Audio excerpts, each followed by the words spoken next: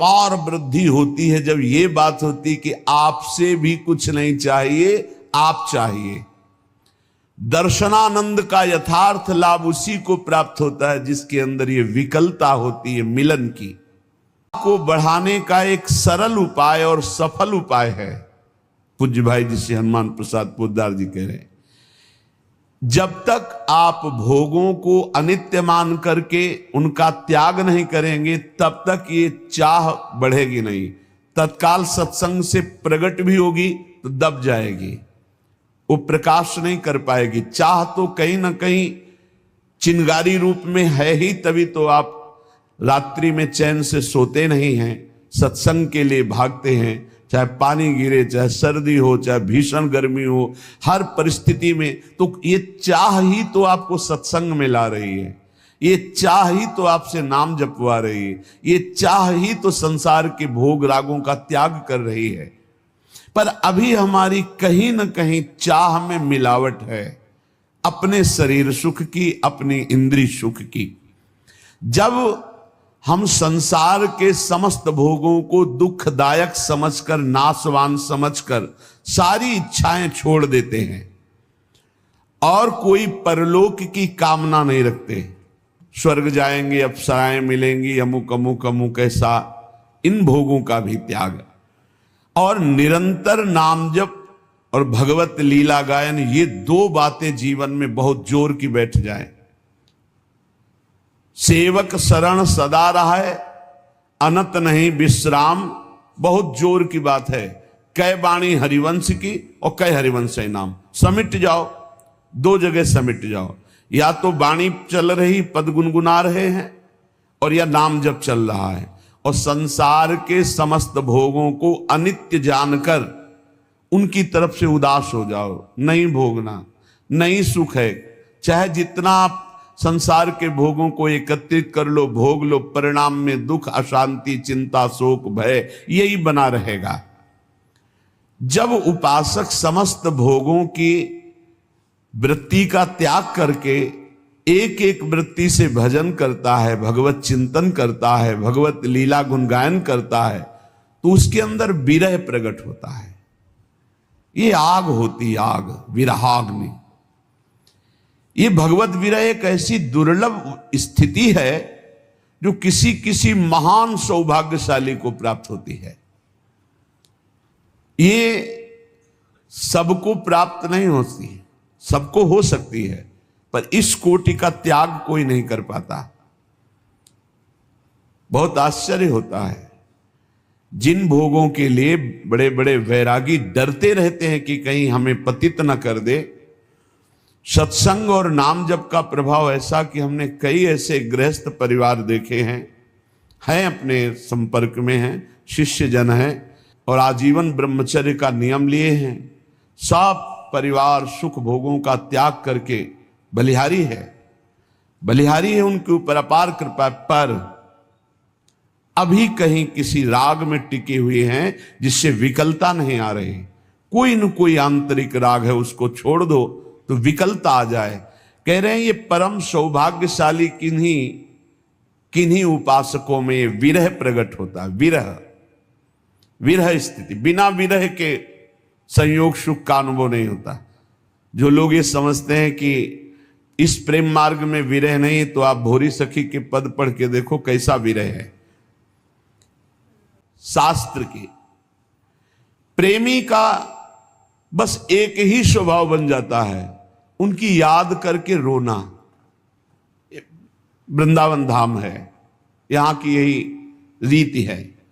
समस्त गोपीजन एक साथ बैठ जाती, भगवत चर्चा करती और चीख चिल्ला के रोती। कभी संयोग का अनुभव होता है श्री कृष्ण के, कभी वियोग का अनुभव होता है। पल पल में नवीन नवीन प्रेम का आनंद उत्पन्न। यही दशा देख करके तो उद्धव जैसे ज्ञानी वो धूल धूसरित हो गया ज्ञान कि अभी हमको वो श्री कृष्ण का प्रेम प्राप्त नहीं हुआ जो इन महाभाग्यशाली गोपियों को प्राप्त है। ये विरह वेदना जब हृदय में प्रकट होती है, ये सारे कर्म संस्कारों को जलाकर राख कर देती है। जो भोग वासना के बीज जन्म जन्मांतर से पड़े हुए हैं, सब भस्म हो जाते हैं इस विरहाग्नि में। प्रीतम की स्मृति में अपार सुख और दुख दोनों का अनुभव होता है।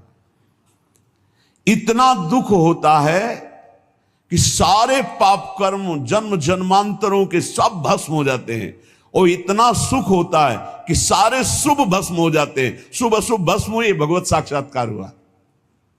जब तक शुभ है तब तक भगवत साक्षात्कार नहीं होगा, अशुभ की तो बात जाने दो। आचार्य हरिवंश चंद्रजू अपने शरणागतों के शुभ अशुभ दोनों का नाश करके अद्भुत नित्य विहार रस प्रदान करते हैं। बहुत ये सूक्ष्म विषय है।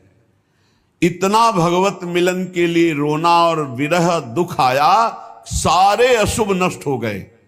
फिर एकदम उनकी भावना में ऐसा डूबा पार सुख मिला कि सारे शुभ नष्ट हो गए।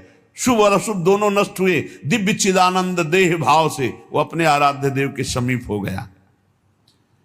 प्रभु को बुलाना नहीं पड़ता।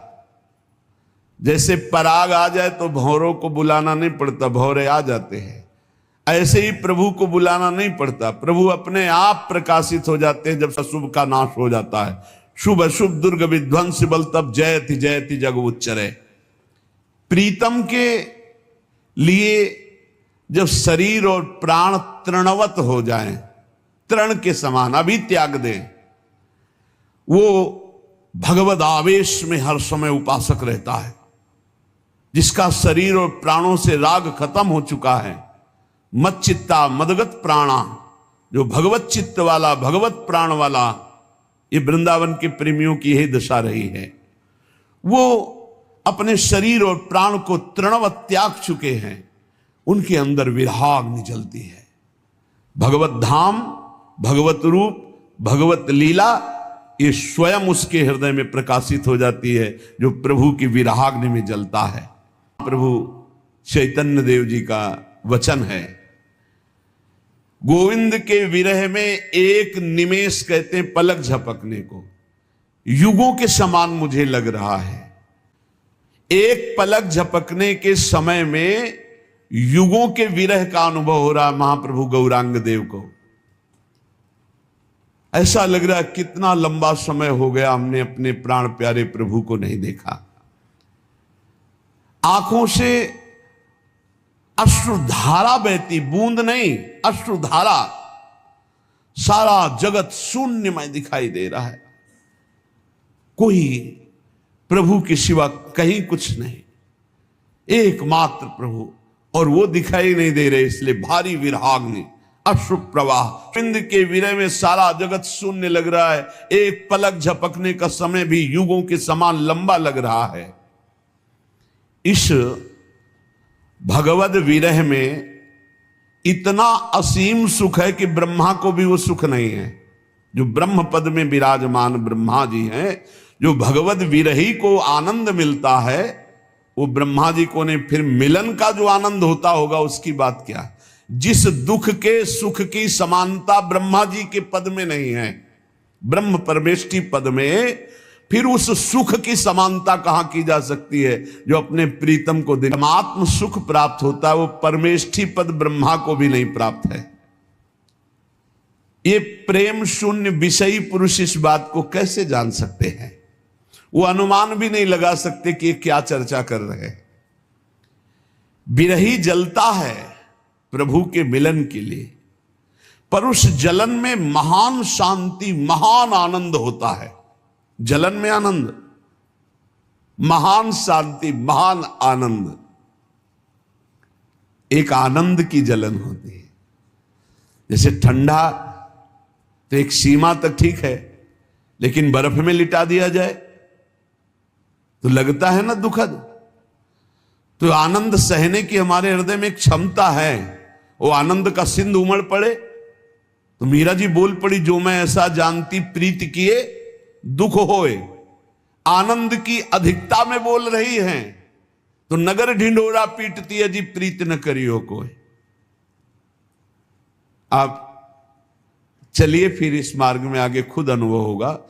इस जलन को वो मिटाना नहीं चाहता, वो बढ़ाना चाहता है प्रेमी। मिलन की भारी उत्कंठा और विरह अश्रुओं से कपोल भींगे हुए मिलन की भारी उत्कंठा बलिहारी है ऐसे उस उपासक को जिसकी ये स्थिति है। हा प्राणनाथ, हा प्रीतम, हा युगल सरकार, इस तरह वो एकांत में कराह करके रो रहा है। ओहो, कितना स्वादिष्ट है ये कराह शब्द। आर्त भाव से, वो तो जो जीवन में कभी ऐसा कुछ मिनट के लिए अवसर आया वही एक कराह शब्द को जानते हैं। पीड़ा में तो सब कराह रहे हैं, अपने मन के प्रतिकूल परिस्थिति में सब रो रहे हैं, लेकिन प्रभु के लिए कराह, हा किशोरी जो, हा लाडली जो, अब जिया नहीं जा रहा, ये बलिहारी है। ऐसे उपासक से वायु स्पर्श करके अन्य शरीरों को छू जाए तो उस निष्पाप कर दे, ऐसे महान पवित्र होते हैं। रोते रोते कराहते कराहते वो ये दृढ़ निश्चय कर लेता है कि अब चाहे जन्म जन्मांतर लग जाएं, पर आपसे मिले बिना कहीं राजी नहीं हो सकता। ये दृढ़ निश्चय, मैं तुम्हारे विरह में हर जन्म लूंगा, हर जन्म में भर भर कर रो रो करके मैं आपको पुकारूंगा, हृदय भर करके रो करके पुकारूंगा, तुम्हारे वियोग की आग में जलता रहूंगा, पर किसी भी विषय या किसी भी व्यक्ति से मैं कभी संतुष्ट नहीं होऊंगा। ये विरह कभी मिटे ना, मैं आपके लिए सदैव तड़पता रहूं। इस तड़पन में कितना आनंद है मेरा हृदय जानता है।